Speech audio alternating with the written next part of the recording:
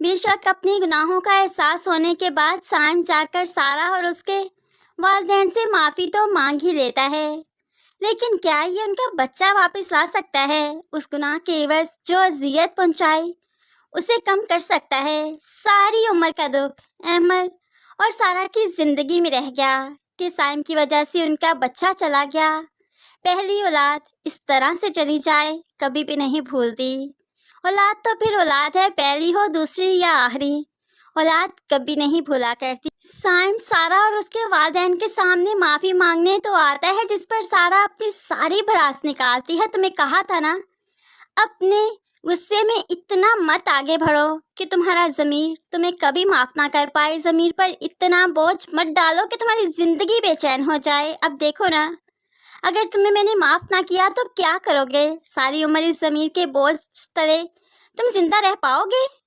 اب سیم واقعی کافی شرمندہ تھا، لیکن سارا نے جو اپنی بھڑاس نکالی اس کے بعد بے ہوش ہو گئے۔ سیم تو واقعی بہت شرمندہ ہے، لیکن کیا فائدہ کہ اب ان کا بچہ تو واپس نہیں آ سکتا۔ سارا کو فوراً سے پہلے ہاسپٹل لے جایا گیا، جہاں ڈاکٹر نے بتایا اس کی سچویشن بہت کریٹیکل ہے، تھوڑا سا بھی صدمہ ملا نروس بریک ڈاؤن ہو جائے گا۔ اب تو سارا کے ماں باپ اور بھی پریشان کہ ان کی بچی اور کتنی آزمائشوں سے گزرے گی۔ ایسے میں سارا کے ماموں اپنی وائف کے پاس جاتے ہیں اور کہنے لگے، بڑی پیاری بچی ہے، وہ بڑی آزمائشوں سے گزری ہے۔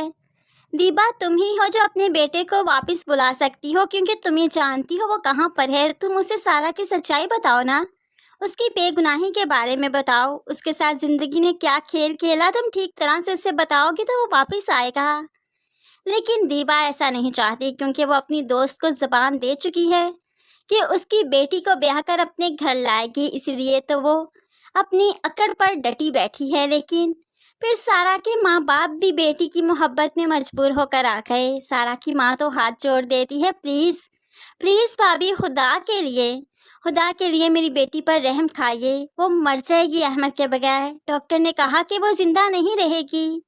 ماں تو رونے لگی اور اس ماں کے آنسو دیبا کے دل کو موم کر گئے، اس لیے تو وہ احمد کو واپس بلانے کا فیصلہ کرتی ہے۔ ایسے میں احمد واپس آئے گا، احمد کو حقیقت معلوم پڑے گی تو ظاہری سی بات ہے اس کے سارے گلے شکوے دور ہو جائیں گے۔ لیکن ایسے میں سائم کو کیا آسانی سے معاف کر دینا چاہیے؟